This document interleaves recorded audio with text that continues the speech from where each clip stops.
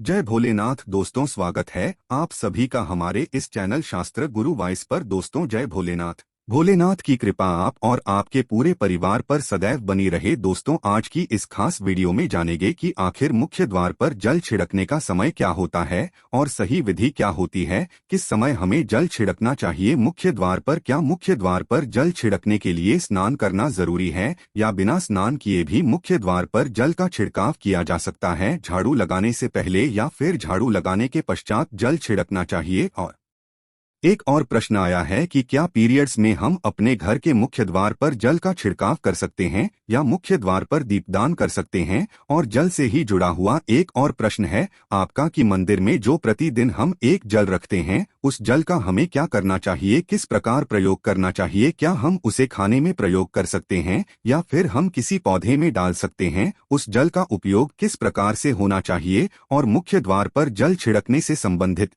आपका अगला प्रश्न है कि कई ऐसे लोग हैं जो कि फ्लैट में रहते हैं, कुछ ऐसे लोग हैं जो कि किराए के मकान में रहते हैं, एक ही कमरे में रहते हैं, तो उन्हें अपने घर पर मुख्य द्वार पर दीपदान किस प्रकार से करना चाहिए, जल किस प्रकार छिड़कना चाहिए, मतलब वो किस जगह को मुख्य द्वार मानकर वहां पर मुख्य द्वार से जुड़े हुए उपाय करें। तो आज की वीडियो पूरी तरह से आपके प्रश्नों पर ही आधारित है, इसलिए बहुत महत्वपूर्ण है, पूरा जरूर देखिए। और यदि आपको आज की वीडियो अच्छी लगे तो इसे लाइक भी जरूर कीजिए, क्योंकि आपके लाइक आपके कमेंट्स ही मेरे लिए एकमात्र जरिया हैं जिनसे मुझे पता चलता है कि आपको यह वीडियो अच्छी लगती है और आपके लिए वीडियो उपयोगी है। तो यदि वीडियो अच्छी लगती है तो लाइक तो जरूर ही किया करें, इसके साथ ही कमेंट बॉक्स में भोलेनाथ के नाम का जयकारा भी जरूर लगाएं, इससे आपको धनात्मक ऊर्जा की प्राप्ति होती है। और यदि आपका कोई भी सुझाव हो, कोई भी प्रश्न हो या फिर कोई भी विशेष वीडियो देखना चाहते हैं तो उसके लिए भी कमेंट बॉक्स में जरूर लिखें। चैनल पर पहली बार आए हैं, यदि अभी तक आपने चैनल को सब्सक्राइब नहीं किया है तो आज के वीडियो यदि आपको अच्छी लगे तो चैनल को सब्सक्राइब जरूर करें और बेल बटन को भी प्रेस कर कीजिए। तो इससे यह होगा कि इस चैनल पर जो भी नई वीडियो अपलोड होंगी उनकी जानकारी आपको सही समय पर प्राप्त होगी। तो आप जानते हैं कि मुख्य द्वार पर जल छिड़कने का सही समय क्या होता है और सही विधि क्या होती है। तो देखिए, यदि आप मुख्य द्वार पर जल छिड़कते हैं तो आपको ध्यान रखना है कि जल आप एक दिन पहले ही, मतलब रात को सोने से पहले, एक पात्र में, कोई भी आप पात्र सकते हैं, जैसे कि आप एक तांबे का भी पात्र ले सकते हैं। तांबे का ना हो तो आप पीतल का ले सकते हैं, स्टील का ले सकते हैं, चांदी का ले सकते हैं, जो भी पात्र आपके पास उपलब्ध हो। एक लोटस में थोड़ा सा गंगाजल डाल दीजिए और उसके ऊपर शुद्ध जल भर दीजिए। और हाँ, गंगाजल ना हो तो भी परेशान होने की आवश्यकता नहीं है, सिर्फ शुद्ध जल से भी आप पत्र को भर सकते हैं। जल से भरे पात्र को अपने घर की रसोई में रख दीजिए। अब जैसे कि आप अगले दिन सुबह उठकर इस जल का छिड़काव अपने घर के मुख्य द्वार पर करेंगे। अब बहुत से भक्तों के प्रश्न आए हैं कि क्या हम स्नान से पहले ये जल छिड़क सकते हैं या फिर स्नान करना जरूरी है? देखिए, मुख्य द्वार पर जो सुबह सवेरे सबसे पहले जल छिड़का जाता है, जैसे कि जो रसोई में रखा हुआ जल होता है, ये एक तरीके से उपाय के तौर पर किया जाता है। घर में किसी भी प्रकार की परेशानी हो, किसी भी प्रकार के दुख दर्द रहता हो, गरीबी हो या फिर कलह कैश बहुत अधिक रहता है, मतलब किसी भी प्रकार की नकारात्मक ऊर्जा से आप परेशान हैं, बहुत समय से परेशानियों में ही घिरे हुए हैं, तो ऐसे में घर की रसोई में जल रखा जाता है और यही जल घर के मुख्य द्वार पर सुबह उठकर छिड़का जाता है। इस जल के छिड़काव से आपके घर की कोई भी परेशानी हो बहुत शीघ्र समाप्त हो जाती है। उपाय को करने से आपके घर में सुख समृद्धि भी आती है, कलह क्लेश से भी मुक्ति मिलती है, बीमारियों से भी मुक्ति मिलती है। मतलब देखिए, किसी भी प्रकार की मानसिक परेशानी हो, शारीरिक परेशानी हो, आर्थिक तंगी हो या आपके घर में कोई वास्तु दोष हो, किसी भी प्रकार का ग्रह दोष हो, जैसे कि कई बार ऐसा होता है कि कई लोगों के ऊपर कई प्रकार के बुरे ग्रह दोषों का प्रभाव होता है, जिसकी वजह से घर में परेशानियां सदैव बनी रहती है। तो ग्रह दोषों के प्रभाव से भी आपको मुक्ति मिलती है, दोष और पितृ दोष भी समाप्त होता है। इसके साथ ही जैसे कि बहुत से लोगों के प्रश्न होते हैं कि उनके ऊपर किसी ने कुछ कर करा दिया है, उनके परिवार में किसी भी प्रकार की पहले कोई परेशानी नहीं थी किंतु अभी कुछ समय से परेशानियां लगातार आती ही जा रही है और कोई रास्ता नहीं मिल रहा है। परेशानी से निकलने का तो किसी के भी किए कराए तंत्र मंत्र का प्रभाव हो, किसी की बुरी नजर का प्रभाव हो, तो भी आपके इस उपाय से मतलब इस एक लौटे जल से आपकी परेशानी स्वतः ही कुछ दिनों में हो जाती है। तो यह घर की सभी परेशानियों से मुक्ति पाने का रामबाण और सबसे सरल सबसे आसान उपाय होता है जो हमारे शास्त्रों में वर्णित है। तो आप अपने घर की रसोई में एक लोटा जल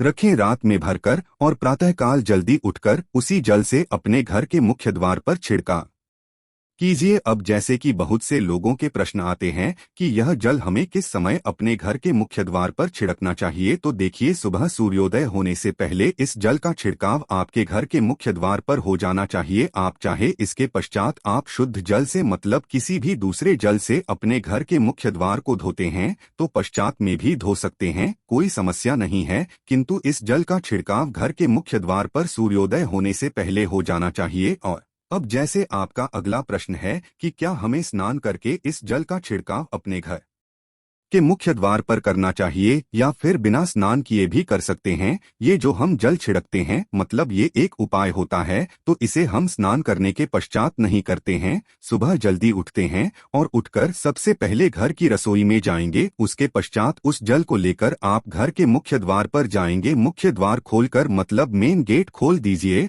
और उसके पश्चात मुख्य द्वार पर इसी जल का छींटा दीजिए, छिड़काव कर दीजिए। और जल का छिड़काव करते समय अपने पितरों का ध्यान कीजिए, माँ का ध्यान कीजिए, क्योंकि कहा जाता है कि सुबह सुबह माँ लक्ष्मी प्रत्येक द्वार पर आती है, सबके द्वार पर आती है। जिनके भी द्वार खुले होते हैं, जिनके घर में जल का छिड़काव मुख्य द्वार पर हुआ रहता है, उसके घर में वह प्रवेश कर जाती है। तो माँ लक्ष्मी का अपने मन में ध्यान कीजिए और एक तरह से प्रार्थना कीजिए कि हे माँ लक्ष्मी, आप मेरे घर में प्रवेश करें, मैं आपका स्वागत करने के लिए तैयार हूँ। और इसके पश्चात अपने पितरों का ध्यान कीजिए, क्योंकि हमारे घर की जो दहलीज होती है वहीं पर पितरों का वास माना जाता। तो जब आप दहलीज पर जल के छींटे देते हैं तो आपके पितृ बहुत हो जाते हैं, प्रसन्न हो जाते हैं और उनका आशीर्वाद भी आपको प्राप्त होता है। तो सुबह जो आप जल छिड़कें इसके लिए स्नान करने की आवश्यकता नहीं है, बिना स्नान किए भी कर सकते हैं। और अब आपका अगला प्रश्न है कि क्या झाड़ू लगाने के पश्चात हमें जल का छिड़काव करना चाहिए या फिर झाड़ू लगाने से पहले भी जल का छिड़काव कर सकते हैं।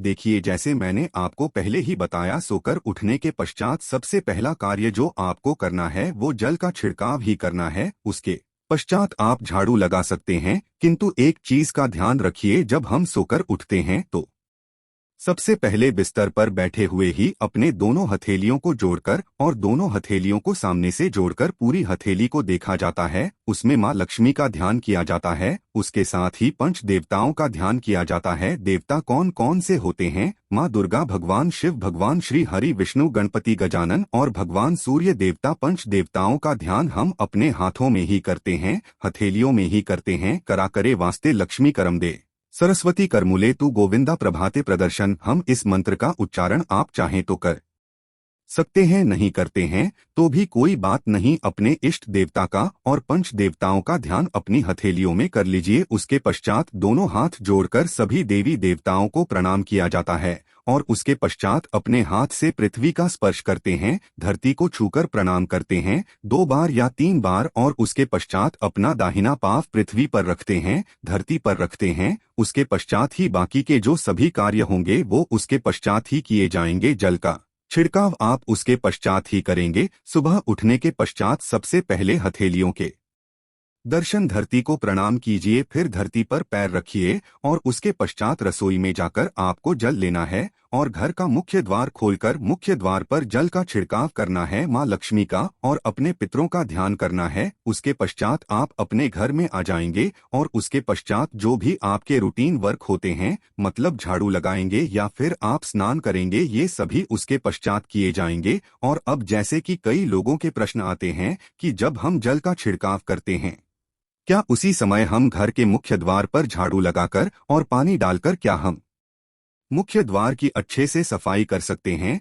जी हाँ, बिल्कुल कर सकते हैं। पहले आप जो रसोई में रखा हुआ जल है उस जल का छिड़काव कर दीजिए। उसके पश्चात और भी पानी डालकर, मतलब यदि आपके पास जल और उपलब्ध है तो और जल, और घर के मुख्य द्वार की अच्छी तरह से झाड़ू से या कैसे भी सफाई कर सकते हैं। और कई लोगों के प्रश्न आए हैं कि हम किसी फ्लैट में रहते हैं या फिर किसी ऐसे कमरे में रहते हैं, किराए के कमरे में, कि हमारे पास एक ही कमरा है, तो हम जल का छिड़काव या फिर दीपदान कहाँ पर करें। किसी हम अपना मुख्य द्वार माने, देखिए जो आपका अपना कमरा है या फिर जो फ्लैट है आपका, जहां पर आपका नहीं लेट लगा हुआ है, आप उसी स्थान पर दीपदान करेंगे और उसी स्थान पर आपको जल का छिड़काव करना है। मतलब जहां पर आपका यदि एक ही कमरे का मकान है तो आपके कमरे का जो दरवाजा है वहीं पर आपको थोड़ा सा जल छिड़कना है और वहीं पर आप दीपदान भी करेंगे। जो कि मुख्य द्वार से जुड़े हुए उपाय होते हैं वो आप अपने घर के, मतलब जो अपना कमरा है उसके बिल्कुल दरवाजे के पास ही करेंगे। और आपका अगला प्रश्न है कि क्या पीरियड में हम अपने घर के मुख्य द्वार पर जल का छिड़काव कर सकते हैं, दीपदान कर सकते हैं? जल का छिड़काव करने के लिए पीरियड्स हो या ना हो उसे कोई फर्क नहीं पड़ता, आप जल का छिड़काव कर सकते हैं। रही बात दीपदान की, तो दीपदान देखिए कार्मिक पूजा में आ जाता है और कार्मिक पूजा हम बिना शुद्ध हुए नहीं कर सकते हैं, मतलब पीरियड समाप्त होने के पश्चात ही आप कर सकते हैं। बाकी जल का छिड़काव आप कभी भी कर सकते हैं, मैं भी कर सकते हैं, कोई समस्या नहीं है। और अब आपका प्रश्न है कि क्या मंदिर में जो हम जल रखते हैं क्या वो रखना जरूरी है, और यदि हम रखते हैं तो उस जल का क्या करें। देखिए, मंदिर में जल रखना बहुत जरूरी है।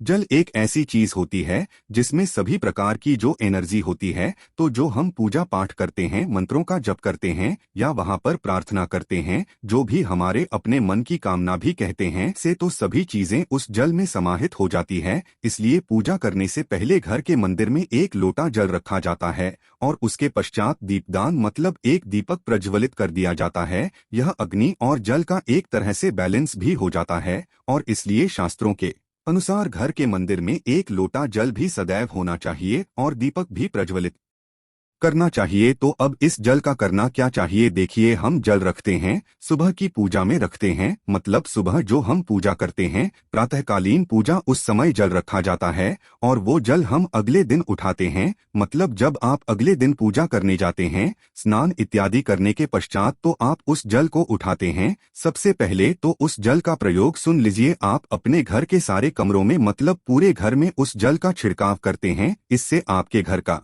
शुद्धिकरण हो जाता है, क्योंकि वो बहुत ही धनात्मक ऊर्जा से भरा हुआ जल होता है। उस जल का छिड़काव करने से किसी भी प्रकार की नेगेटिव ऊर्जा का प्रवेश आपके घर में नहीं होता। किसी भी प्रकार की परेशानी आपके घर में हो, यदि आप नियमित तौर पर उस जल का छिड़काव करें अपने घर में, तो निश्चित ही आप परेशानियों से मुक्ति पा जाते हैं। कि ये कराएं, तंत्र मंत्र के प्रभाव से मुक्ति पा जाते हैं। इसका उपाय आप कर सकते हैं, जैसे कि घर में कोई बीमार है तो आप इस जल को उस व्यक्ति को पीने के लिए दे सकते हैं। और ये जल इतना पावरफुल होता है कि इस जल को पीने से बड़ी बीमारियों से, मतलब लंबी बीमारियों से भी धीरे धीरे राहत मिलने लग जाती है। कई बार होता है ना कि आप लोगों के प्रश्न आते हैं कि दवाई तो हम कर रहे हैं किंतु दवाई हमें लगती ही नहीं है, दवाई का कोई प्रभाव ही देखने को नहीं मिलता। तो ऐसे यदि उस जल को पीने के लिए रोगी को दिया जाए तो बहुत अच्छी दवाइयां काम करने लग जाती है। और जैसे कि परिवार में यदि बहुत अधिक कलह क्लेश रहता है, सदैव आपस में सामंजस्य बनता ही नहीं है, आपस में हर बात पर मतभेद होता है, तो परिवार के सभी सदस्य इस जल में से यदि थोड़ा थोड़ा पीते हैं तो धीरे धीरे विचारों में परिवर्तन आने लग जाता है। धनात्मक विचार सभी के होने लग जाते हैं और आपस में समन्वय होने लग जाता है। कलह, क्लैश और मतभेद सदैव के लिए समाप्त हो जाता है। और मंदिर में रखे हुए जल का अगला उपाय क्या है। देखिए, यदि आप कोई दुकान करते हैं, कोई व्यापारिक स्थल है आपका, तो प्रतिदिन इसी जल में से थोड़ा सा जल ले जाकर दुकान पर, व्यापारिक स्थल पर छिड़काव कीजिए। इससे आपका दुकान, आपका काम बहुत अच्छा चलता है, मतलब किसी भी प्रकार की परेशानी आपके व्यापारिक स्थल पर नहीं आती है। क्योंकि जैसा मैंने आपको बताया, ये जो जल होता है बहुत पावरफुल होता है, बहुत पॉजिटिव होता है।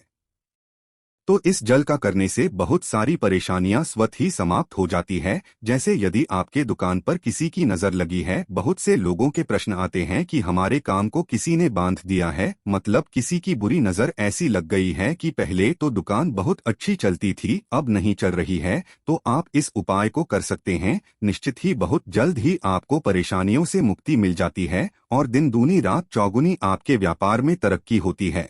और है, मंदिर में रखे हुए जल को आप अपने घर की रसोई में खाना बनाने में पीने में भी प्रयोग कर सकते हैं, किंतु खाना बनाने में प्रयोग तभी कीजिए जबकि आपके घर में बिल्कुल सात्विक भोजन बनता हो, मतलब लहसुन प्याज यदि आपके घर में बनता हो तो खाना बनाने में इस जल का प्रयोग नहीं किया जा सकता है। फिर आप इस जल को थोड़ा थोड़ा परिवार के सदस्य मिलकर ग्रहण कर सकते हैं और बचे हुए जल को आप अपने घर में पौधों में डाल सकते हैं। तो देखिए, ऐसा नहीं है कि मंदिर पर रखा हुआ जल बेकार होता है, किसी काम का नहीं होता है। बहुत सारे उपयोग इस जल के होते हैं। यदि हम सही तरीके से प्रयोग करें तो अपने जीवन की बहुत सारी परेशानियों का समाधान मात्र इसे एक लौटे जल से हम कर सकते। तो ध्यान रखिए कि मंत्रों से अभिमंत्रित जल बहुत महत्वपूर्ण होता है, बहुत शक्तिशाली होता है और हमारे घर के मंदिर पर रखा हुआ जल देवताओं का आशीर्वाद होता है, क्योंकि पूरे समय वह देवताओं के पास होता है, देवता वहां पर रहते हैं। तो उस जल में हर प्रकार की शक्ति समाहित होती है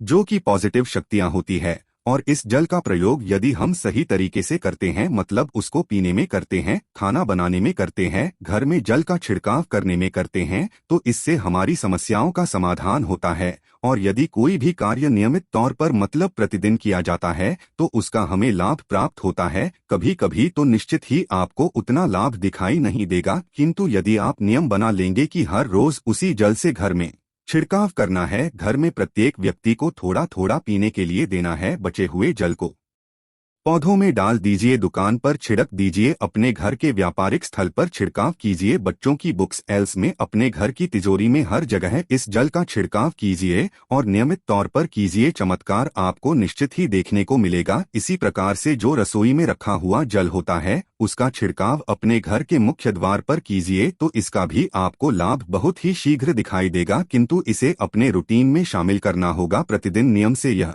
कार्य करना होगा, तभी आपको लाभ देखने को मिलेंगे। और हाँ, कई लोगों के प्रश्न आते हैं कि मंदिर पर जो रखा हुआ जल होता है तो जब हम अगले दिन उठाते हैं तो उसमें कई बार कुछ चीजें पड़ जाती हैं, ही कीड़े मकोड़े पड़ जाते हैं, क्योंकि खुला होता है। तो क्या हम उसे ढक सकते हैं? जी हाँ, बिल्कुल ढक सकते हैं। जब आप पूजा करते हैं सुबह के समय, तो जब तक पूजा कर रहे हैं, जब तक मंत्रोच्चारण कर रहे हैं, तब तक जल खुला रखिए। और उसके पश्चात जैसे कि आप पूजा पर से उठते हैं तो उससे पहले जल को किसी भी प्लेट से या कटोरी से ढक दीजिए। फिर जब आप अगले दिन उस जल को उठाएंगे वो बिल्कुल शुद्ध और साफ सुथरा जल आपको मिलेगा और उस जल का प्रयोग आप अपने किसी भी कार्य में कर सकते हैं। तो दोस्तों, आज की बस इतनी सी बात थी, वीडियो को समाप्त करते हैं। जय भोलेनाथ दोस्तों।